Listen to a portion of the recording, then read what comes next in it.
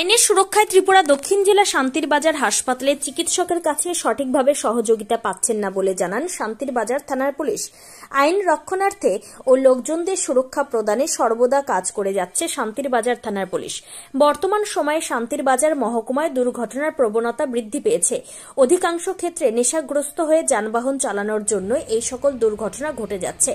এই দুর্ঘটনার হার কমানোর জন্য প্রতিনিয়ত কাজ করে যাচ্ছে শান্তির বাজার থানার পুলিশ। আইন রক্ষণার্থে পুলিশের পাশাপাশি চিকিৎসকদেরও ভূমিকা রয়েছে। অপরাধীকে চিকিৎসকের কাছে পুলিশ নিয়ে গিয়ে মেডিকেল করানো হয়। আসামির মেডিকেল করাতে চিকিৎসকের সহযোগিতা প্রয়োজন, কিন্তু এক্ষেত্রে শান্তির বাজার জেলা হাসপাতালে চিকিৎসকদের কাছ থেকে সঠিকভাবে সহযোগিতা পাওয়া যায় না বলে ক্ষোভের সহিত জানান শান্তির বাজার থানার পুলিশ।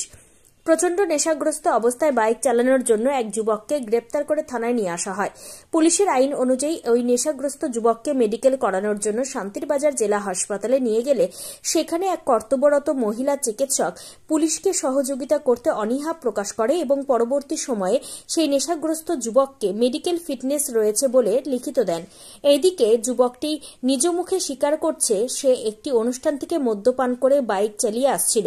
পরবর্তী সময় পুলিশ শান্তির বাজার জেলা হাসপাতালের অপর এক চিকিৎসকের নিকট মদ্যপান করা যুবকটিকে নিয়ে গেলে তিনি যুবকটির শারীরিক বিভিন্ন দিকগুলি পরীক্ষা নিরীক্ষা করে লিখিত দেন যুবকটি মদ্যপান করেছে। এই ঘটনাকে নিয়ে শান্তির বাজার থানার সেকেন্ড ওসি সমীর বিশ্বাস জানান, শান্তির বাজার জেলা হাসপাতালে চিকিৎসকরা সর্বদা পুলিশ কোনো ব্যক্তিকে মদ্যপান অবস্থায় নিয়ে গেলে চিকিৎসকরা সেই ব্যক্তিকে মেডিকেল করাতে অনীহা প্রকাশ করেন। এই ঘটনা হাসপাতালে মেডিকেল সুপারকে জানানো হয়েছে। হাসপাতালে মেডিকেল সুপারকে জানানোর পরই প্রতিনিয়ত চিকিৎসকেরা আইন রক্ষণার্থে পুলিশকে সহযোগিতা করতে অনীহা প্রকাশ করে বলে অভিযোগ। ত্রিপুরা থেকে বিক্রম কর্মকারের report, crime press Bengal news.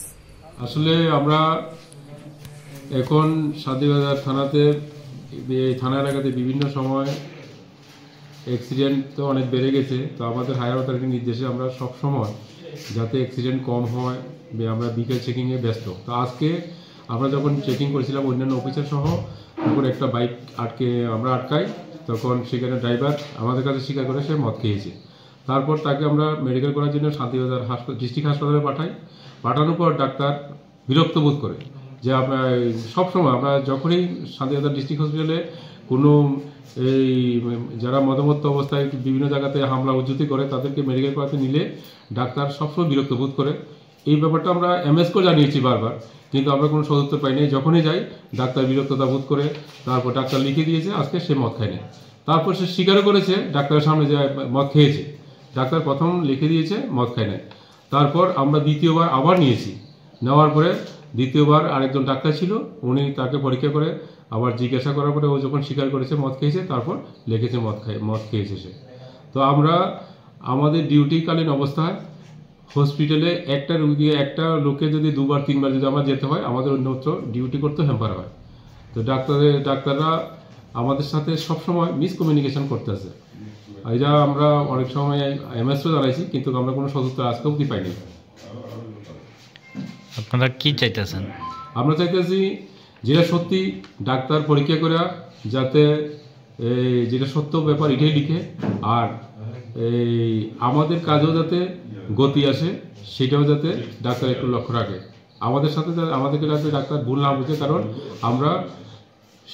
আমরাও সরকারি কাজে নিয়োজিত আছি।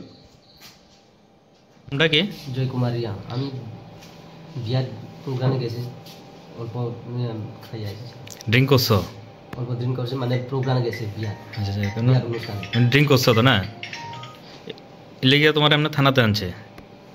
ওই একজন আমার পিছনে যে বসে যে তাই হেলমেট নাই দিকে। আচ্ছা, এমনি তুমি ড্রিঙ্ক করছো নি?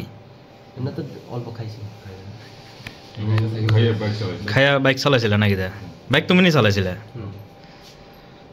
তো জানো সবসময় দুর্ঘটনা ঘটতেছে। মদ পান করে তো বাইক চালানো এটা ঠিক নেই। তুমি কি মনে করো, খায়া বাইক চালানোটা ঠিক নেই?